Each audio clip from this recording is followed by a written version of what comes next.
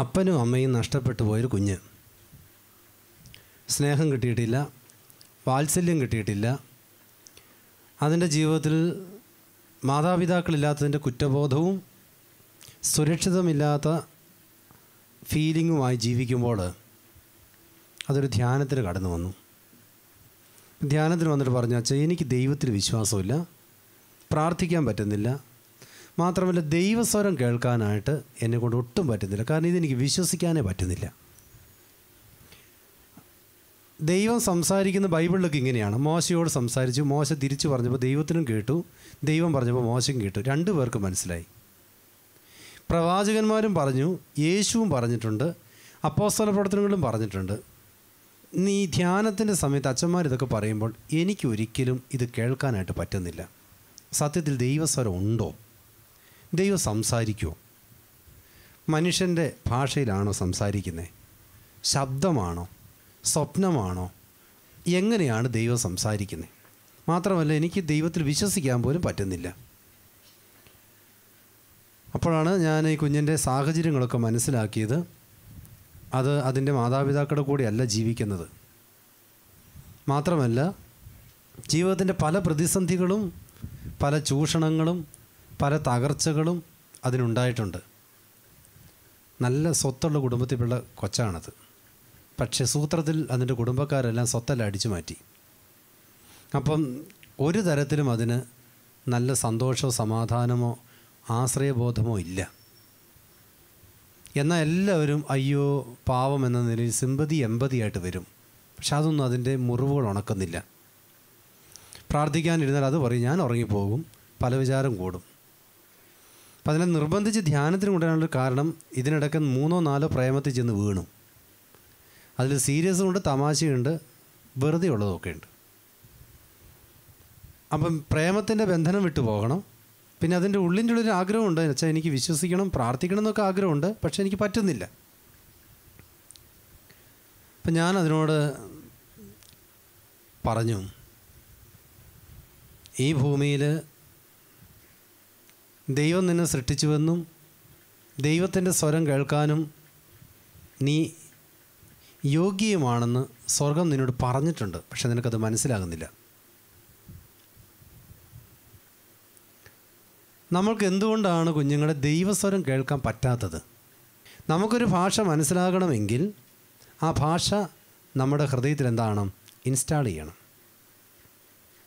എങ്കിൽ ദൈവത്തിൻ്റെ ഭാഷ നമുക്ക് മനസ്സിലാകണമെങ്കിൽ ദൈവം ആരാണെന്നും ദൈവത്തിൻ്റെ ഭാഷ എന്താണെന്നും നമ്മൾ മനസ്സിലാക്കി ആ ഭാഷ നമ്മുടെ ഹൃദയത്തിൽ ഇൻസ്റ്റാൾ ചെയ്ത് കഴിഞ്ഞാൽ തീർച്ചയായിട്ടും നമുക്ക് എന്ത് ചെയ്യാൻ പറ്റും? ദൈവസ്വരം കേൾക്കാൻ പറ്റും. അങ്ങനെ ഞാൻ ആ കുഞ്ഞിനോട് പറഞ്ഞു, നീ ദൈവസ്വരം കേൾക്കാൻ വേണ്ടി ചില പ്രത്യേക കാര്യങ്ങൾ ചെയ്യണം. ബൈബിളിൽ ചെവി കേൾക്കാൻ വേണ്ടി കർത്താവ് ചെയ്ത ഒരു പരിപാടിയുണ്ട്. ഈ ഭൂമിയിൽ ആർക്കെങ്കിലും ദൈവസ്വരം കേൾക്കാൻ പറ്റുന്നില്ലെങ്കിൽ, ചെവി കേൾക്കുന്നില്ലെങ്കിൽ, ബധിരനാണെങ്കിൽ അതിന് സൗഖ്യത്തിന് യേശു തന്ന വഴിയാണ് ഏറ്റവും നല്ലത്. യേശു സുവിശേഷം പഠിപ്പിക്കുമ്പോൾ പറഞ്ഞൊരു വാക്കുണ്ട്, കേൾക്കാൻ ചെവിയുള്ളവൻ കേൾക്കട്ടെ. കുഞ്ഞുങ്ങളെ സുവിശേഷം നല്ല ജാഗ്രതയോടെ കേൾക്കണം. പഴയ നിയമത്തിൽ യേശു പുറപ്പാടിൻ്റെ പുസ്തകത്തിൽ പറയുന്നൊരു ഭാഗമുണ്ട്, 15-ാം അധ്യായത്തിൽ, ഞാനിന്ന് നിങ്ങളോട് കൽപ്പിക്കുന്ന വാക്കുകൾ ജാഗ്രതയോടെ ശ്രദ്ധിക്കണം. എങ്ങനെയാണ് ശ്രദ്ധിക്കണ്ടേ?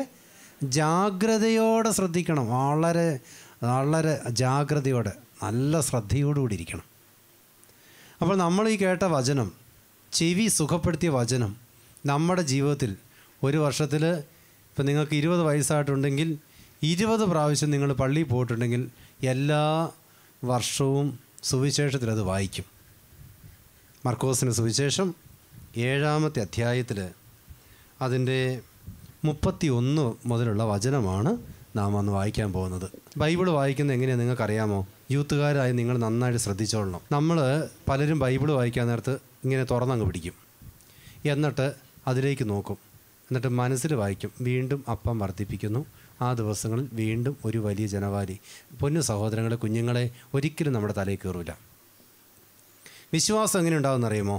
വിശ്വാസം കേൾവിയിൽ നിന്നും, കേൾവി ക്രിസ്തുവിനെക്കുറിച്ചുള്ള പ്രവചനത്തിൽ നിന്നുമാണ്.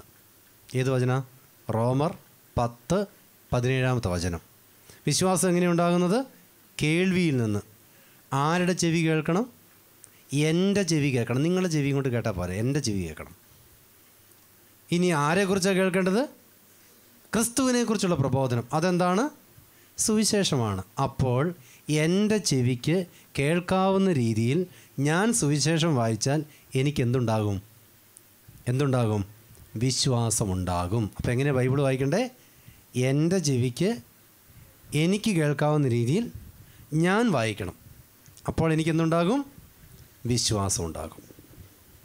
അപ്പോൾ ഇനി ദൈവസ്വരം കേൾക്കാൻ ചെവി തുറന്നു കിട്ടാൻ വേണ്ടിയുള്ള ഭാഗമാണ് നമ്മൾ വായിക്കുന്നത്. അവൻ ടൈർ പ്രദേശത്ത് നിന്ന് പുറപ്പെട്ട് സീദോൻ കടന്ന് ദെക്കോപോളിസ് പ്രദേശത്തൂടെ ഗലീല കടത്തീരത്തേക്ക് പോയി. ബധിരനും സംസാരത്തിന് തടസ്സമുണ്ടായിരുന്നവനുമായ ഒരുവനെ അവർ അവൻ്റെ അടുത്ത് കൊണ്ടുവന്നു. ബധിരൻ എന്ന് പറഞ്ഞാൽ എന്താ പ്രത്യേകത മക്കളെ? കേൾക്കാത്തവൻ. മൂകൻ എന്ന് പറഞ്ഞാൽ എന്താ അർത്ഥം? സംസാരിക്കാൻ പറ്റാത്തത്. പലതരത്തിലുള്ള വൈകല്യങ്ങളുണ്ട്. ചെവി കേൾക്കാൻ പറ്റാത്ത എല്ലാവർക്കും സംസാരിക്കാൻ പറ്റാതായിട്ടുണ്ടോ? ഇല്ല. ചിലർ സംസാരിക്കുന്നുണ്ട്, പക്ഷേ ചെവി കേൾക്കുന്നില്ല. ഇവിടെ പറഞ്ഞിരിക്കുന്നത് ചെവി കേൾക്കുന്നില്ല, സംസാരിക്കാനും പറ്റുന്നില്ല. ശബ്ദം കേൾക്കുന്നവനാണ് പറയാൻ പറ്റുന്നത്. അപ്പോൾ ഈ വ്യക്തിയുടെ പ്രത്യേകത രണ്ടുമില്ല, ചെവിയില്ല, നാവുമില്ല. ഓക്കെ, അടുത്ത വചനം വായിച്ചേ. അവന്റെ മേൽ കൈകൾ വെക്കണമെന്ന് അവർ അവനോട് അപേക്ഷിച്ചു. യേശു അവനെ ജനക്കൂട്ടത്തിൽ നിന്ന് മാറ്റി നിർത്തി അവന്റെ ചെവികളിൽ വിരലുകളിട്ട് തുപ്പലുകൊണ്ട് അവന്റെ നാവിൽ സ്പർശിച്ചു.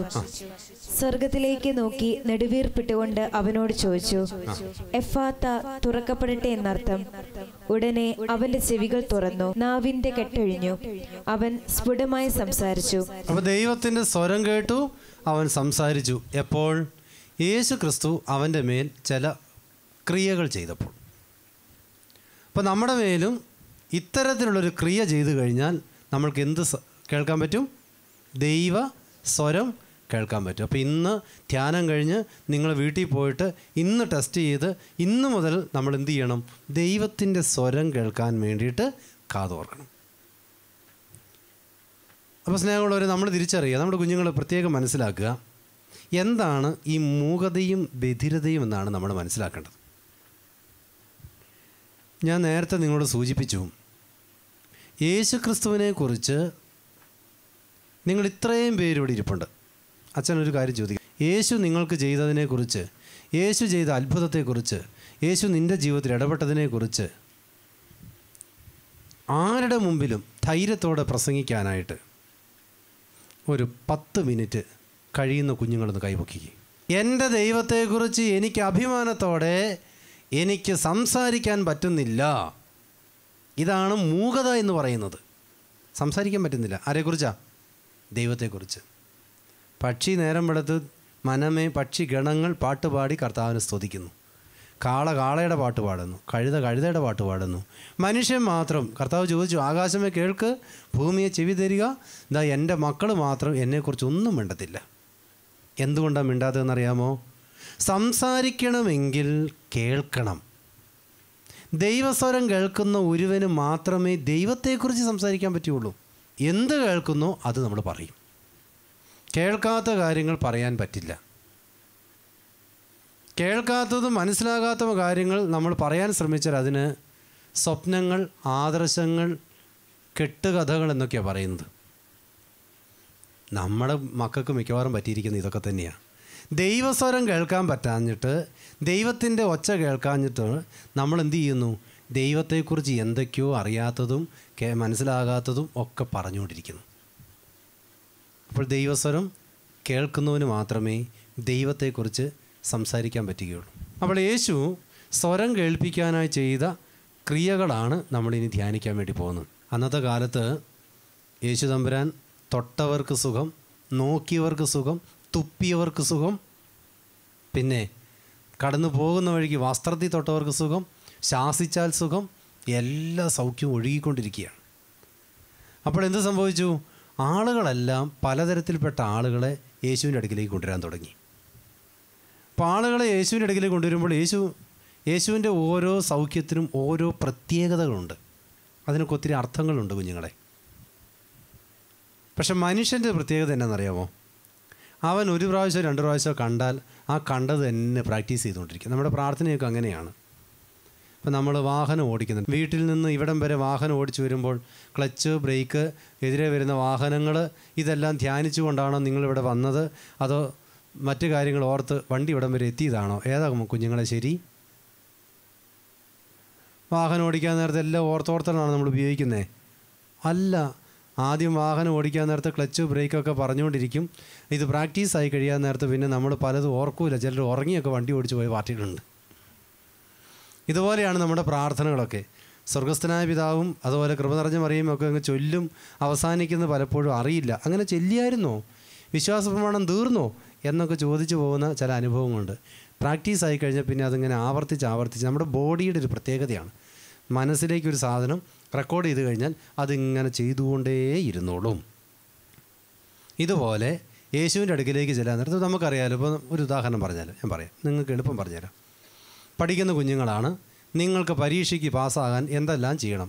ചിലരെന്ത് ചെയ്യും? പേന പ്രാർത്ഥിക്കാൻ വരും, ചിലർ കുമ്പസാരിക്കും, ചിലർ മുട്ടുകുത്തും, ചിലർ തിരി കത്തിക്കും. ഇതിനപ്പുറത്തേക്ക് വേറെ വല്ലതും ഉണ്ടോ? അപ്പോഴാണ് ഏതോ ഒരു കുഞ്ഞ് പുസ്തകവും തലയിൽ ചുമന്നുകൊണ്ട് മുട്ടുകുത്തി അല്ലെങ്കിൽ പിന്നെ ഉയർത്തിപ്പിടിച്ചുകൊണ്ട് പള്ളിക്കകത്തേടെ പോയാൽ പിന്നെ 2 ദിവസം കഴിയുമ്പോൾ നമ്മൾ ആ പരിപാടി തുടങ്ങും. ഇതാണ് പ്രാക്ടീസ് എന്ന് പറയുന്നത്.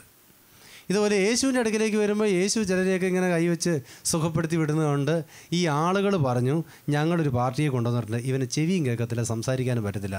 കർത്താവേ, നീ കൈവച്ച് ഇതിനെ സുഖപ്പെടുത്തണം. എന്താ പറഞ്ഞത്? കർത്താവേ, നീ കൈവച്ച് ഇതിനെ സുഖപ്പെടുത്തണം. ബൈബിളിൽ ഈ വാക്കിന് ഒത്തിരി അർത്ഥങ്ങളുണ്ട്. മനുഷ്യൻ്റെ എല്ലാ ആഗ്രഹങ്ങളും കർത്താവ് അതുപോലെ അങ്ങ് സാധിച്ചു കൊടുക്കുകയല്ല ചെയ്യുന്നത്. ഓരോ സൗഖ്യത്തിനും മനുഷ്യൻ കാണുന്നതിനേക്കാൾ അപ്പുറത്ത് ദൈവം കാണുന്നൊരു മഹത്വമുണ്ട്, ഒരു രഹസ്യമുണ്ട്. മനുഷ്യൻ ആഗ്രഹിക്കുന്ന രീതിയിൽ സുഖപ്പെടാൻ നിർബന്ധമില്ല. ദൈവം എല്ലാ മനുഷ്യനെയും സുഖപ്പെടുത്താൻ ഓരോ മാർഗങ്ങളും വഴികളും വെച്ചിട്ടുണ്ട്. അത് നമ്മൾ കാലഘട്ടം അനുസരിച്ച് തിരിച്ചറിയണം. ദൈവത്തിൻ്റെ ഓരോ വഴികളുണ്ട്. ഇപ്പം നമുക്ക് ഈ ഭൂമിയിൽ ഓരോ കാലഘട്ടത്തിലും ദൈവം സ്നേഹം തരുന്നത് ഓരോ വഴിയിലൂടെയാണ്. അമ്മയുടെ ഉദരത്തിലായിരുന്നപ്പോൾ സ്നേഹം കിട്ടിയത് പൊക്കിൾക്കൊടിയിലൂടെയാണ്. ജനിച്ച സമയത്ത് പൊക്കിൾക്കൊടിയുടെ സ്നേഹം കിട്ടിയാൽ നമുക്ക് എന്നാ പറ്റും? ഇപ്പം നിങ്ങൾക്ക് അമ്മയുടെ സ്നേഹമല്ല, പകരം ഒരു പൊക്കിൾക്കൊടിയാണ് കൈ കിട്ടിയേക്കണേ. നിങ്ങളുടെ പിള്ളേരല്ല, നിങ്ങളുടെ കൂട്ടുകാരൊക്കെ എന്നാ പറയും? ഇനി ജനിച്ച സമയം നമ്മൾ അമ്മയോട് ചേർന്ന് കിടന്ന് അമ്മയുടെ മുലപ്പാലും അമ്മയുടെ ചൂടും പറ്റിയാണ് നമ്മൾ സ്നേഹം കിട്ടി വളർന്നത്. ഇപ്പോഴും നിങ്ങൾക്ക് ഇതുപോലെ തന്നെ അമ്മയുടെ ചൂട് കിട്ടാൻ വേണ്ടി ഇപ്പോഴും അമ്മയുടെ കൈ തണ്ടയിലെ പോയി കിടന്ന് ഉറങ്ങുന്നെങ്കിൽ നിങ്ങൾക്ക് എന്നാ സംഭവിക്കും? ആ പ്രായം കഴിഞ്ഞ് കുറേ കൂട്ടുകാരെ കിട്ടി, 1-ാം ക്ലാസ്സിനും 2-ാം ക്ലാസ്സിനും പഠിച്ച കൂട്ടുകാർ. ഇപ്പോഴും നിങ്ങൾ ആ കൂട്ടുകാരുടെ കൂടെയാണ് കമ്പനി കൂടുന്നെങ്കിൽ നിങ്ങളുടെ പക്വത എന്തായി? നിങ്ങളായിരിക്കുന്ന സ്ഥലത്ത് ആ വളർച്ചയ്ക്കനുസരിച്ച് നിങ്ങൾക്കാവശ്യമായ സ്നേഹം ദൈവത്തിന് തരാൻ അറിയാം. പക്ഷെ നമ്മുടെ കാഴ്ചപ്പാട്, നമ്മുടെ തീരുമാനങ്ങളൊക്കെ പറഞ്ഞ് എനിക്കിങ്ങനെ കിട്ടിയാലേ ശരിയാവുള്ളൂ എന്നുള്ള ചില പിടിവാശിയൊക്കെ ഉണ്ട്. അതുകൊണ്ടാണ് ചില പ്രാർത്ഥനയ്ക്കൊന്നും നമുക്ക് ഉത്തരം കിട്ടാത്തത്. ദൈവത്തിനറിയാം അത് എങ്ങനെ വേണം കൈകാര്യം ചെയ്യാൻ. നോക്കുക, ദൈവം ചെവി തുറക്കുന്നതിൻ്റെ ഭാഗമായി ഇവനെ ചെയ്ത ആദ്യത്തെ പരിപാടി എന്നറിയാം മക്കളെ? ജനക്കൂട്ടത്തിൽ നിന്ന് അവനെ മാറ്റി നിർത്തി. ദൈവം എപ്പോഴും ദൈവത്തിൻ്റെ പ്രവൃത്തി ചെയ്യാൻ ആഗ്രഹിക്കുന്നവനിൽ ദൈവം ഒരു പരിപാടി ചെയ്യും. കൂട്ടത്തിൽ നിന്ന് അവനെ അങ്ങ് മാറ്റും. മോശയെ ദൈവം മാറ്റി. ഈജിപ്തിൻ്റെ നല്ല സുഖവും രാജ്യത്വത്തിൻ്റെ അധികാരവും ഉപയോഗിച്ച് ജീവിച്ച മോശയെ സഹോദരന്മാർ തമ്മിലുള്ള ഐക്യത്തിൻ്റെ പേരിൽ നാട് വിടുവിച്ചു. അബ്രഹാമിനെ എല്ലാ സുരക്ഷിതത്വമായിട്ടിരുന്ന കുടുംബത്തിൽ നിന്ന് വേരോടെ പറിച്ച് മറ്റു സ്ഥലത്തേക്ക് വിട്ടു. ശൗലെന്ന് പറയുന്നവനെ അവൻ്റെ കൂട്ടത്തിൽ നിന്ന്, പുരോഹിത സംഘത്തിൽ നിന്ന് പൗലോസാക്കി മാറ്റാൻ പിടിച്ചു പറിച്ച് അവനെ അങ്ങ് മാറ്റി. തെരഞ്ഞെടുക്കപ്പെട്ടവൻ്റെ മേൽ ദൈവം ചെയ്യുന്ന പരിപാടി കൂട്ടത്തിൽ നിന്ന് അങ്ങ് മാറ്റും. സത്യത്തിൽ യുവതിയുവാക്കളായ നമ്മുടെ ജീവിതത്തിലെ ഏറ്റവും വലിയ വേദന, നമ്മളെന്ന് പറയാൻ പറ്റില്ല, നിങ്ങളുടെ എന്താ ഏറ്റവും വലിയ പ്രശ്നം? ഫ്രണ്ട് എന്നെ അവഗണിച്ചു, പപ്പ എന്നെ അവഗണിക്കുന്നു, മമ്മ എന്നെ അവഗണിക്കുന്നു.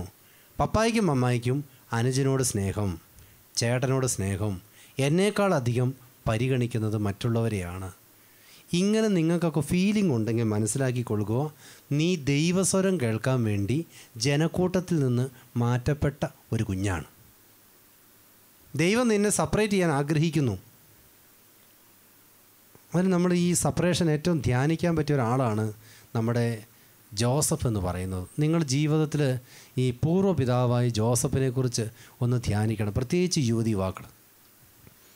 നിങ്ങൾ വിവാഹം കഴിക്കുന്നതിന് മുമ്പ് ജോസഫ് എന്ന് പറഞ്ഞ കഥാപാത്രത്തെക്കുറിച്ച് 2, 3, 4 പ്രാവശ്യം നിങ്ങൾ വായിച്ച് ധ്യാനിക്കണം. ജോസഫിൻ്റെ അവകാശമാണ് അപ്പൻ്റെ കൂടെ താമസിക്കുക. ജോസഫിൻ്റെ അവകാശമാണ് സഹോദരങ്ങളുടെ കൂടെ ജീവിക്കുക. ജോസഫിൻ്റെ അവകാശമാണ് അപ്പൻ്റെ സ്നേഹത്തിലും വാത്സല്യത്തിലും വളരുക എന്നത്. പക്ഷേ സഹോദരങ്ങൾ തമ്മിലുള്ള വാശി നിമിത്തം, വെറുപ്പ് നിമിത്തം അപ്പൻ്റെ സ്നേഹം കിട്ടാതെ പോയി. അവൻ എവിടെ പോയത്? പൊട്ടക്കിണറ്റിൽ പോയി വീണു. കണ്ടോ, അവനെ അങ്ങ് കുടുംബത്തിൽ നിന്ന് അങ്ങ് മാറ്റി. പൊട്ടക്കിണറ്റിൽ കിടന്ന് വളരാനല്ല, അവിടെ നിന്നും കർത്താവ് അവനെ പിടിച്ചു മാറ്റി പൊത്തിഫറിൻ്റെ വീട്ടിലേക്കാക്കി. അവിടെ ഈ ജോസഫിൻ്റെ പ്രത്യേകത, ദൈവകൃപ കൂടെ ഉള്ളതുകൊണ്ട് അവൻ ചെല്ലുന്ന സ്ഥലം അനുഗ്രഹിക്കപ്പെടും. പൊത്തിഫറിനെ കുറിച്ച് പറയുന്നത് ഇങ്ങനെയാണ്: ജോസഫ് അവൻ്റെ കൂടെ ഉള്ളതുകൊണ്ട് അവൻ്റെ ജീവിത പങ്കാളിയുടെ കാര്യം ഒഴികെ മറ്റൊന്നിൻ്റെ കാര്യത്തെക്കുറിച്ച് അവന് നോക്കേണ്ട ഉത്തരവാദിത്വം ഉണ്ടായിരുന്നില്ല. അത്രയും ബ്ലെസ്ഡ് ആയിരുന്നു അവൻ. അതുകൊണ്ട് എന്ത് ചെയ്തു? പൊത്തിഫർ ജോസഫിനെ വിടാതെ പിടിച്ചുകൊണ്ടിരിക്കുമ്പോഴാണ് കർത്താവ് എന്ത് ചെയ്ത് അവനെ അവിടെ നിന്ന് പിടിച്ചു പൊറുക്കിയത്, ഒന്ന് പൊക്കി അങ്ങ് മാറ്റി. നമ്മൾ വ്യഭിചാരത്തിൻ്റെ പേരൊക്കെ പറഞ്ഞ് അവരെയൊക്കെ തരം താഴ്ത്താനോ കുറ്റപ്പെടുത്താനോ ഒന്നും നിൽക്കേണ്ട കാര്യമില്ല. ദൈവം അവനെ ആ സമൂഹത്തിൽ നിന്ന് മാറ്റി. അവനെ കൊണ്ടുപോയിട്ട് എവിടെയാണ്? തടവറയിൽ. ആ തടവറയിൽ അവൻ ആഘോഷമായിട്ട് സ്വപ്നം വ്യാഖ്യാനിച്ച് അവിടെയും പറയുന്നുണ്ട്, തടവറ പ്രമാണിക്ക് അവനോട് കരുണ തോന്നി സ്വാതന്ത്ര്യം കൊടുത്തു. ഈ ജോസഫ് ഉള്ളതുകൊണ്ട് ഒരു കാര്യത്തിലും തടവറ പ്രമാണിക്ക് ഒന്നും നോക്കേണ്ട വന്നില്ല, സ്വാതന്ത്ര്യമുണ്ട്. അവനവിടെ ആഘോഷമായിട്ട് വളർന്ന് നല്ല ഒരു പൊസിഷൻ, അവൻ്റേതായ ഒരു സ്റ്റാറ്റസ്, ഒരു സ്പേസ് ഉണ്ടാക്കി ജീവിക്കുകയാണ്. ജോസഫ് സ്റ്റാറ്റസും സ്പേസും ഉണ്ടാക്കുന്നിടത്തുനിന്ന് അത് പൂർത്തീകരിക്കുന്നതിന് മുമ്പ് കർത്താവ് അവനെടുത്ത് അടുത്ത സ്ഥലത്തേക്ക് മാറ്റും. എന്തിനാ കുഞ്ഞുങ്ങളെ ഈ സെപ്പറേഷൻ? കൂട്ടത്തിൽ നിന്ന് അവനെ മാറ്റിയത് അവന് ദൈവസ്വരം കേൾക്കാനുള്ള ഒരു വഴിയൊരുക്കലാണ്. ഇപ്പം നിങ്ങളുടെ കൂട്ടത്തിൽ, നിങ്ങളുടെ ഈ പ്രായത്തിൽ നിങ്ങൾ ഏറ്റവും കൂടുതൽ പറയുന്ന ചില കമൻറ്റുകൾ പറയും. ഞാൻ ഏറ്റവും ഈ പ്രേമത്തിൽ നിങ്ങൾ ചെന്ന് ചാടുമ്പോൾ പറയുന്ന കാരണങ്ങൾ എന്തൊക്കെയാണ്? അപ്പൻ്റെ അമ്മയുടെ സ്നേഹം കിട്ടിയിട്ടില്ല, എൻ്റെ കാര്യം നോക്കാൻ അമ്മയ്ക്ക് സമയമില്ല, അപ്പന് സമയമില്ല, അവരെന്നും അവിടെ കിടന്ന് അടിയാണ്. അപ്പൻ കള്ളുകൂടി, അമ്മയ്ക്ക് പടി പറയൽ. ഇല്ലെങ്കിൽ സഹോദരങ്ങൾ എൻ്റെ ഒരു കാര്യം നോക്കുന്നില്ല. അപ്പോഴാണ് ചേട്ടായി എന്നോട് വന്ന് സംസാരിക്കാൻ തുടങ്ങിയത്, ചേച്ചി എന്നെ നോക്കി ചിരിച്ചത്. അങ്ങനെയാണ് ഞാൻ വീണുപോയത്. പ്രിയ കുഞ്ഞുങ്ങളെ, നിങ്ങൾ പ്രേമിക്കാൻ വേണ്ടിയിട്ടാണ് പിശാച് സെപ്പറേഷൻ നടത്തുന്നതെങ്കിൽ ദൈവം സെപ്പറേറ്റ് ചെയ്യുന്നത് ദൈവസ്വരം കേൾക്കാൻ വേണ്ടിയിട്ടാണ്. അപ്പോൾ നിങ്ങൾ നന്നായിട്ട് തിരിച്ചറിയണം. നിങ്ങളുടെ ജീവിതത്തിൽ ഒരു പ്രതിസന്ധിയോ, ഒരു മുറിവോ, ഒരു കുറ്റപ്പെടുത്തലോ, ഒരു സങ്കടമോ, ഒരു പരാജയമോ നിങ്ങൾക്ക് ഫീൽ ചെയ്യുന്നുണ്ടെങ്കിൽ നീ തിരിച്ചറിയുക, നിൻ്റെ സംസാരം തുറക്കുവാനും നിൻ്റെ ചെവി തുറന്നു തരുവാനും നിൻ്റെ ദൈവം നിന്നെ ജനക്കൂട്ടത്തിൽ നിന്ന് മാറ്റി നിർത്തുകയാണ്. ഇത് ദൈവത്തിൻ്റെ ശുശ്രൂഷയിൽ എപ്പോഴും ദൈവം ചെയ്യും ഈ സെപ്പറേഷൻ. അപ്പോൾ നമ്മൾ ഈ സെപ്പറേഷൻ അനുഭവിക്കുന്നവർ നമ്മളിങ്ങനെ ആകുലതയിലും അപകർഷതാബോധത്തിലേക്കും പോകരുത്. ദൈവത്തിൻ്റെ ശുശ്രൂഷകൾക്കെല്ലാം കൂട്ടത്തിൽ നിന്ന് ഇങ്ങനെ മാറ്റി മാറ്റി മാറ്റി കൊണ്ടുപോകുന്ന കാണാൻ പറ്റും. ആ ദൈവത്തിൻ്റെ ഒരു പ്രത്യേക സെലക്ഷനാണ്. വലിയ സമൂഹത്തിൽ നിന്നാണ് യേശു ശിഷ്യന്മാരെ തിരഞ്ഞെടുത്തത്.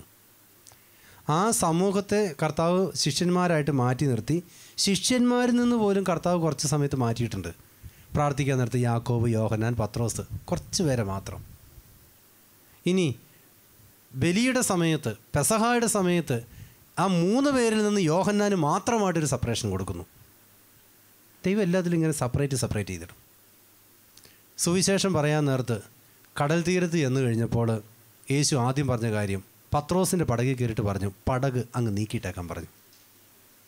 അവൻ എപ്പോഴും ജനക്കൂട്ടത്തിൽ നിന്ന് മാറി നിന്ന്. നമ്മളെന്താ ചെയ്യുന്നത്? ജനക്കൂട്ടത്തിൽ ഓളം വയ്ക്കാൻ നടക്കുന്നവരാണ് നമ്മളൊക്കെ. എങ്ങനെ 4 പേരുടെ മുമ്പിൽ നമുക്ക് ഷൈൻ ചെയ്യാം? എങ്ങനെ 4 പേരുടെ മുമ്പിൽ നമുക്ക് താരമാകാം? 4 പേരുടെ മുമ്പിൽ അല്ലേ? ചില പിള്ളേർ പറയുന്ന ചില വാക്കുകൾ കേട്ടിട്ട്, എൻ്റെ ബൈക്കിൻ്റെ പേര് കൊലവണ്ടിയുടെ പേരെന്ന മോനെ അച്ഛൻ പറഞ്ഞേ, ആ സാധനമാണ്. പിന്നെ പ്രേമത്തെക്കുറിച്ചൊക്കെ ക്രെഡിറ്റ് ആയിട്ടൊക്കെ പറയുന്ന ചില ആളുണ്ട്. ഈ അടുത്തിടെ ഒരു ചെറുക്കൻ എന്നോട് പറഞ്ഞു, അച്ഛൻ എന്നെക്കുറിച്ച് അറിയാമോ? ഞാൻ പറഞ്ഞു, എനിക്കൊന്നും അറിയില്ലടാ മോനെ. 10-20 വെച്ചാൽ സീരിയസ് ആയിട്ട് തമാശയായിട്ട്. അവൻ പ്രേമത്തിൻ്റെ കണക്കാണ് പറയുന്നത്. ഞാൻ ചോദിച്ചത് എങ്ങനെയാണ് ഇതിനെയൊക്കെ മെയിൻറ്റെയിൻ ചെയ്യുന്നത്? എനിക്ക് ഒരെണ്ണം ഉണ്ടായിട്ട് അതിനെ മെയിൻറ്റെയിൻ ചെയ്യാൻ പറ്റുന്നില്ല, പിന്നെയാ നിനക്ക് 20 എൻ്റെ ഗുരു വന്ദനെന്ന് പറഞ്ഞു. ഇതൊക്കെ നല്ല ക്രെഡിറ്റായിട്ടാണ് നമ്മളൊക്കെ പറയുന്നത്. പ്രേമമുണ്ടെങ്കിൽ പിന്നെ പിള്ളേരൊക്കെ ആണെങ്കിൽ വേണ്ടല്ലേ, ഞാനിങ്ങനെ ഈ സിഗരറ്റൊക്കെ വലിക്കുന്നത് എന്തിനാ മക്കളെ? ആണാണെന്ന് കാണിക്കാനാണ് ഈ പണി കാണിച്ചുകൊണ്ടിരിക്കുന്നത്. പിന്നെ കള്ളടിക്കുന്നതൊക്കെ രഹസ്യമായിട്ട് എന്ത് ചെയ്യും? അച്ഛൻ്റെ അടുത്തല്ല കുമ്പസാരിക്കുന്ന കൂട്ടുകാരനോട് പറയും, ഞാൻ ഈ സാധനമൊക്കെ ഉപയോഗിച്ചിട്ടുണ്ട്, കളറും ബ്രാൻഡും ഒക്കെ കൃത്യമായിട്ട് അറിയാം. എല്ലാം അതൊരു അഭിമാനമായിട്ടാണ് പലപ്പോഴും കാണുന്നത്. എന്നാൽ യേശുവിനോട് ചേർന്ന് നിന്നിട്ടുള്ള ആ സപ്പറേഷനിൽ അഭിമാനിക്കാനായിട്ട് നമ്മുടെ യുവതി യുവാക്കൾക്ക് പറ്റാത്തത് കൊണ്ടാണ് ക്രിസ്തുവിനെക്കുറിച്ച് അഭിമാനത്തോടെ പറയാനായിട്ട് സാധിക്കാത്തത്. നിങ്ങൾ യൂട്യൂബിൽ എടുത്തു നോക്കണം, യുവതി യുവാക്കളുടെ പ്രസംഗങ്ങളൊക്കെ നിങ്ങളൊന്ന് നോക്കണം. അവരുടെയൊക്കെ ജീവിതത്തിൽ നല്ല സഹനത്തിലൂടെ കടന്നു വന്ന് കൂട്ടത്തിൽ നിന്ന് സമൂഹത്തിൽ നിന്ന് വേർതിരിക്കപ്പെട്ടതിൻ്റെ ഓർമ്മകളുടെ അനേക അനുഭവങ്ങൾ പറയാനായിട്ട് സാധിക്കും. ദൈവം നമ്മളെ സെപ്പറേറ്റ് ചെയ്യുന്നത് എന്തിനു വേണ്ടിയിട്ടാണ്? ദൈവസ്വരം കേൾപ്പിക്കാനായിട്ട്. ഞാൻ എൻ്റെ ഒരു അനുഭവം നിങ്ങളോട് പറയാം. എൻ്റെ ജീവിതത്തിൽ എനിക്ക് വലിയ ആഗ്രഹമാണ് സെമിനാരി പോകണം, പഠിക്കണമെന്നൊക്കെ. പക്ഷേ കുഞ്ഞുങ്ങളെ, എനിക്ക് പ്രീ ഡിഗ്രി ഞാനത് VHSC ആണ് പഠിച്ചത്. 50 കുഞ്ഞുങ്ങളാണ് ഞങ്ങൾ പഠിക്കുന്ന സമയത്തുള്ളത്. 2 ബാച്ച്, ഒന്ന് ഓട്ടോമൊബൈൽ ബാച്ച് 25 പേര്, ഇലക്ട്രോണിക്സ് ബാച്ച് 25 പേര്, അങ്ങനെ 50 പേര്. ഇപ്പോൾ ചെറുപ്പം മുതൽ ഒരു വൈദികനാവണമെന്ന് എനിക്ക് ആഗ്രഹമുണ്ട്. പക്ഷേ എൻ്റെ ജീവിത സാഹചര്യങ്ങളൊക്കെ വളരെ വ്യത്യസ്തമാണ്. പിതാവിൻ്റെ മദ്യപാനം, സാമ്പത്തികമായിട്ടുള്ള പ്രതിസന്ധികൾ, പിന്നെ വിശ്വാസമില്ലായ്മ, ഇതൊക്കെ എന്നെ ഒത്തിരി ബാധിച്ചിട്ടുണ്ട്. എന്നാലും ഉള്ളിൻ്റെ ഉള്ളിൽ എവിടെയോ അദ്ബഹായിലൊക്കെ കയറുന്നതുകൊണ്ടായിരിക്കാം, മാതാപിതാക്കളുടെയൊക്കെ പ്രാർത്ഥനയായിരിക്കാം, എന്തായാലും പുരോഹിതനാകണമെന്നൊരാഗ്രഹം ഉണ്ടായിരുന്നു. പക്ഷേ എൻ്റെ VHSC ക്ലാസ് ഭംഗിയായിട്ട് തീർന്നു. 50 പേര് എക്സാം എഴുതിയതിൽ ഞങ്ങൾ 3 പേരെ പാസ്സായുള്ളൂ. ഒരാൾ വയനാട്ടിൽ ജോലി ചെയ്യുന്നു, മറ്റൊരാൾ റെയിൽവേയിൽ എൻജിനീയറായിട്ട് ഈറോഡ് ജോലി ചെയ്യുന്നു, പിന്നെ ഒന്ന് ഞാനാണ് പുരോഹിതനായിട്ട് കോട്ടയത്തുണ്ട്. ബാക്കി 47 പേരും തോറ്റുപോയി. അപ്പോൾ ഈ അഭിമാനത്തിലാണ് ഞാൻ വയനാട്ടിലുള്ള സെൻറ്റ് മേരീസ് കോളേജ് എന്ന് പറയുന്ന കോളേജിൽ പഠിക്കാനായിട്ട് പോകുന്നത്. അവിടെ അന്നത്തെ കാലഘട്ടത്തിൽ ഏത് പോലീസുകാരനും ഏതുറക്കത്തിലും പാസ്സാകുന്ന വിഷയമാണ് പൊളിറ്റിക്കൽ സയൻസ് എന്ന് പറയുന്നത്, BA പൊളിറ്റിക്സ്. ഞാൻ ആ വിഷയം പഠിച്ചത്. ഞാൻ ആ വിഷയം പഠിച്ചു. 1-2 വർഷങ്ങളൊന്നും വലിയ കുഴപ്പമില്ലാതെ പോയി. പക്ഷേ ഇംഗ്ലീഷ് എനിക്കൊരു കീറാമുട്ടിയാണ്. ഇംഗ്ലീഷിന് മാത്രം ഞാനങ്ങ് പാസ്സാകുന്നില്ല. എത്ര ആഞ്ഞു പിടിച്ചാലും ശരി, അത് 2 മാർക്കിനൊക്കെയാണ് തോക്കുന്നത്. വലിയ കാര്യമായിട്ടാണ് പിന്നെ പോട്ടെ എന്ന് ഓർക്കാം. എന്നെ സങ്കടപ്പെടുത്തിയ 2 സംഭവങ്ങളുള്ളത്. ഒന്ന്, കണ്ണ് കാണാൻ പറ്റാത്ത ഒരു സഹോദരന് ഞാൻ പരീക്ഷ എഴുതി കൊടുത്തു. അപ്പോൾ അവൻ പറയുന്നതല്ല ഞാൻ എഴുതി കൊടുത്തു, അവൻ പാസ്സായി. അപ്പോൾ ഇംഗ്ലീഷ് അറിയാൻ പറ്റാത്തതുകൊണ്ടാണെങ്കിൽ പിന്നെ എനിക്കത് പറഞ്ഞ് എഴുതാൻ പറ്റത്തില്ലോ. അവൻ പറയുന്നുള്ളൂ, ഞാനത് എഴുതി കൊടുക്കുന്നു. മറ്റൊന്ന്, എന്നോട് ഇംഗ്ലീഷ് ചോദിച്ച് പഠിച്ചൊരുത്തനുണ്ട്, അവനും പാസ്സായി. എൻ്റെ ഇംഗ്ലീഷ് കേട്ട് പഠിച്ചവനും പാസ്സായി, ഞാൻ ഇംഗ്ലീഷിൽ എക്സാം എഴുതിയവനും പാസ്സായി. ഞാൻ മാത്രം തോറ്റുപോയി. 30 പേര് ഡിഗ്രിക്ക് പഠിക്കുന്നതിൽ ഒരാൾ എൻ്റെ പഠനകാലത്ത് തന്നെ അമ്പാടി എന്ന് പറയുന്നൊരു വ്യക്തി ഉണ്ടായിരുന്നു, അയാൾ മരിച്ചുപോയി. അന്ന് സൈലൻ്റ് അറ്റാക്കായിരുന്നു, ആൾ മരിച്ചു. ബാക്കി 29 പേരിൽ ഞാൻ മാത്രം തോറ്റു, 28 പേരും പാസ്സായി. സെൻറ്റ് മേരീസ് കോളേജിൻ്റെ ചരിത്രത്തിൽ BA തോറ്റുപോയ മനുഷ്യൻ ഞാനാണ്. അപ്പോൾ ഞാൻ വ്രതം എടുത്തിരിക്കുന്നത് എന്തിനാണ്? സെമിനാരി പോകണം, പഠിക്കണം. എന്നെ കൂട്ടുകാരിൽ നിന്നും മാറ്റി നിർത്തിയതിൻ്റെ കട്ടക്കലിപ്പെല്ലാം കൂടി ഞാൻ കർത്താവിനോട് ചോദിച്ചു, നീ എന്ത് പണി എനിക്കിട്ട് ചെയ്തത്? ഒരു പള്ളിയിലച്ഛൻ അവിടെ നിന്ന് ആഗ്രഹിച്ച്, ഞാൻ അതിൽ കൂടുതൽ ആഗ്രഹവും പറഞ്ഞിട്ടൊന്നുമില്ല, നിനക്ക് വേണ്ടി ശുശ്രൂഷ ചെയ്യാൻ, ഒരു വൈദികനാവാൻ ആഗ്രഹിച്ചിട്ട് കർത്താവ് എന്തിനാ എന്നെ തോപ്പിച്ച് കളഞ്ഞു? നീ കാണിച്ച പണി വളരെ മോശമായിപ്പോയി എന്ന് പറഞ്ഞു. സെമിനാരി അഡ്മിഷന് വേണ്ടി കൊടുത്തു. എൻ്റെ കൂടെയുള്ളവരൊക്കെ ഇന്ന് വലിയ ആളുകളാണ്. ഒന്ന് ബഹുമാനപ്പെട്ട റെജി പോൾ അച്ഛൻ, നല്ലൊരു ധ്യാനഗുരുവാണ്. മറ്റേത് ജെയിംസ് അച്ഛൻ, അദ്ദേഹം ഇന്ന് സെമിനാരിയിൽ അധ്യാപകനുമാണ്. ഇവർ 2 പേരും വയനാട്ടുകാരാണ്. ഇവർക്ക് അഡ്മിഷനൊക്കെ ഓക്കെ ആയി. ഞാൻ ആപ്ലിക്കേഷനൊക്കെ കൊടുത്തിരുന്നു. അന്നത്തെ പ്രിൻസിപ്പൾ അച്ഛൻ എന്നോട് പറഞ്ഞു, ഡിഗ്രി പാസ്സാകാതെ ഒരു കാരണവശാലും BD രജിസ്റ്റർ ചെയ്യാൻ പറ്റത്തില്ല, അതുകൊണ്ട് ഒരു കാരണവശാലും നിങ്ങൾ ഇത് പാസ്സായിട്ടില്ലെങ്കിൽ സെമിനാരിയിൽ നിന്ന് പറഞ്ഞു വിടും, വേണമെങ്കിൽ പോരാൻ പറഞ്ഞു. മനസ്സില്ല മനസ്സോടെ കിട്ടുമെന്നൊരു ഉറപ്പുമില്ലാതെ ഞാൻ സെമിനാരി വന്ന് ചേർന്നു. സെമിനാരിയിൽ എക്സാം ഇട്ടു. എനിക്ക് ഇംഗ്ലീഷിന് 72% മാർക്ക്. ഒരു കോൺഫിഡൻസ് ആയി, എന്തായാലും ഞാൻ ഈ പ്രാവശ്യം ഡിഗ്രി പാസ്സാകും. എക്സാം എഴുതി 35 മാർക്കാണ് പാസ്സാകാൻ. 33-ൽ എൻ്റെ കാര്യം വീണ്ടും താഴെ പോയി. അപ്പോൾ ഞാൻ സെമിനാരിയിൽ നിന്ന് ഇറങ്ങിപ്പോകാൻ വേണ്ടി, കാരണം BD രജിസ്റ്റർ ചെയ്യാത്തവരെ അവിടെ പഠിപ്പിക്കാൻ പറ്റില്ല. എൻ്റെ കൂടെ 14 പേരാണുള്ളത്.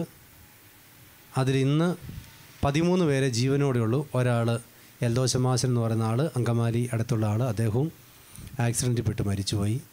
കൂടെയുള്ളതിൽ 3 പേര് ബിഷപ്സായി, എൻ്റെ കൂടെ 3 വർഷം പഠിച്ചതിൽ. ഒന്ന് നമ്മുടെ സക്കറിയാസ് തിരുമേനിയാണ്, മറ്റൊന്ന് മാത്യൂസ് മാർ തീമോത്തിയോസ് തിരുമേനിയാണ്, മറ്റൊന്ന് കൽദായ സമുദായത്തിലെ ആ സഭയിലെ ഒരു ബിഷപ്പുമുണ്ട്. ഞങ്ങൾ 14 പേരിൽ 13 പേരും BD രജിസ്റ്റർ ചെയ്യാൻ വേണ്ടി രജിസ്ട്രാളച്ചൻ വിളിച്ച് സെമിനാരി ഹാളിൽ കയറിയപ്പോൾ ഒരു ഔദാര്യം എന്ന നിലയിൽ ഡിഗ്രി ഇല്ലാത്തവർ പുറത്തേക്ക് പോക്കാളാൻ പറഞ്ഞപ്പോൾ ഞാൻ മാത്രം പുറത്തേക്ക് ഇറങ്ങി. ഞാൻ ഈ ഒറ്റപ്പെടൽ കർത്താവ് ജനക്കൂട്ടത്തിൽ നിന്ന് പൊക്കുന്നത് കണ്ടപ്പോഴേ ഇത്രയും പ്രതീക്ഷിച്ചില്ല. ഞാൻ ഒറ്റയ്ക്ക് സെമിനാരിയുടെ ആ കോറിഡോർ വഴി താഴെ ഇറങ്ങി എൻ്റെ റൂമിൽ പോയി ഞാനൊരൊറ്റ കരച്ചിൽ.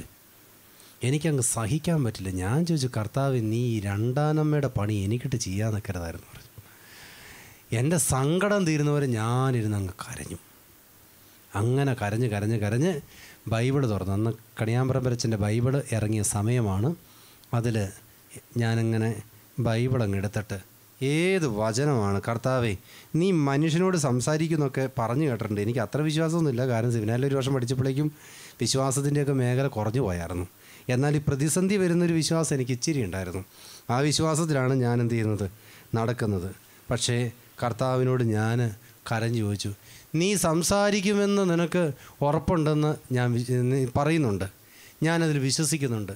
നിൻ്റെ വാക്കാണ് ദൈവവചനമെങ്കിൽ കർത്താവേ എന്നോട് സംസാരിക്കണമെന്ന് പറഞ്ഞ് ഞാൻ ഈ ബൈബിൾ ഇങ്ങനെ ചേർത്ത് പിടിച്ച് യേശു എന്നൊക്കെ പറഞ്ഞ് ഒരു പ്രാർത്ഥനയൊക്കെ പ്രാർത്ഥിച്ചിട്ട് ബൈബിളങ്ങ് തുറന്നു. അപ്പോൾ എനിക്ക് കിട്ടിയ വചനമാണ് യെശയ്യാ പ്രവചനം 45-ാം അധ്യായത്തിൻ്റെ അതിൽ 4-ാമത്തെ വചനം. അപ്പോൾ എൻ്റെ ജീവിതത്തിലെ ദൈവസ്വരം ഏതാണെന്ന് ചോദിച്ചാൽ ഞാൻ അപ്പം തന്നെ പറയും, എനിക്ക് കിട്ടിയ വചനം ഇതാണ്. എൻ്റെ ദാസനായ യാക്കോബിനും ഞാൻ തിരഞ്ഞെടുത്ത ഇസ്രായേലിനും വേണ്ടി ഞാൻ നിന്നെ പേര് ചൊല്ലി വിളിക്കുന്നു. എന്നിട്ട് പറയുകയാണ്, നീ എന്നെ അറിയുന്നില്ലെങ്കിലും ഞാൻ നിന്നെ നിൻ്റെ പിതൃനാമത്തിലും വിളിക്കുന്നു. ഞാനല്ലാതെ മറ്റൊരു കർത്താവില്ല, ഞാനല്ലാതെ മറ്റൊരു ദൈവമില്ല. എന്നിട്ട് കർത്താവ് പറയുകയാണ്, ഞാൻ നിന്നെ തിരഞ്ഞെടുത്തത് ഞാൻ കർത്താവാണെന്ന് ലോകം മുഴുവൻ പ്രഖ്യാപിക്കാനാണ്. ഈ ബൈബിളിൽ ഇങ്ങനൊരു വചനമുണ്ടെന്ന് ഞാൻ ആദ്യമായിട്ടാണ് കാണുന്നത്. എൻ്റെ കരച്ചിലൊക്കെ അവിടെ നിന്നു, എൻ്റെ സങ്കടമൊക്കെ അങ്ങ് മാറി.